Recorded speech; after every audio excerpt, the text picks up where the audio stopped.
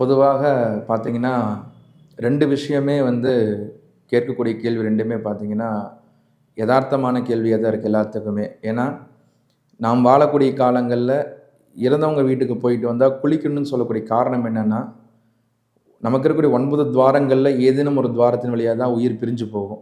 மோட்சத்துக்கு போகக்கூடியவர்களுக்கு மாத்திரம் தான் உச்சந்தலையில் இருக்கக்கூடிய உச்சி வழியாக உயிர் வெளியில போகும்.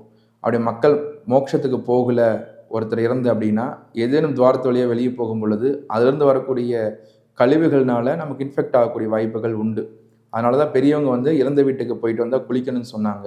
ஆனா, இறப்புக்கும் இந்த ராசிக்கல் மோதுறதுக்கும் சம்மந்தம் இருக்கா அப்படின்னு பார்த்தீங்கன்னா, ஒருத்தர் இறந்ததுக்கப்புறம் பார்த்தீங்கன்னா, அந்த ஆன்மாவானது புனிதத்தன்மை அடைஞ்சிருது. அப்படிங்கும் பொழுது நீங்க அங்க போயி அந்த நிகழ்வுல கலந்துக்கிறங்காட்டி உங்களுக்கு எந்த விதமான தோஷங்களும் வரப்போறது கிடையாது.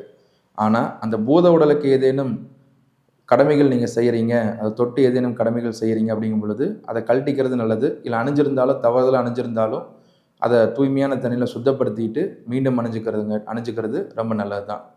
அதேபோல இந்த என்வி சாப்பிடுறது, நான் வெஜிடேரியன் எடுத்துக்கிறோம், நாங்க அசைவம் சாப்பிடுறோம், அதனால போட்டுக்கலாமா? கூடாதா? அப்படின்னா, பொதுவா வலது கையில நீங்க கற்கள் போடும் பொழுது, சாப்பிடும் பொழுது அத கழட்டி வச்சுட்டு தான் சாப்பிடணும். நீங்க நான்வெஜ் சாப்பிடுறங்காட்டி எந்த தப்பும் கிடையாது. ஆனா, கல் மோதிரங்கள் அணிஞ்சிருக்கீங்க அப்படின்னா, அத கழட்டி வச்சுட்டு சாப்பிடுறது தான் ரொம்ப நல்லது.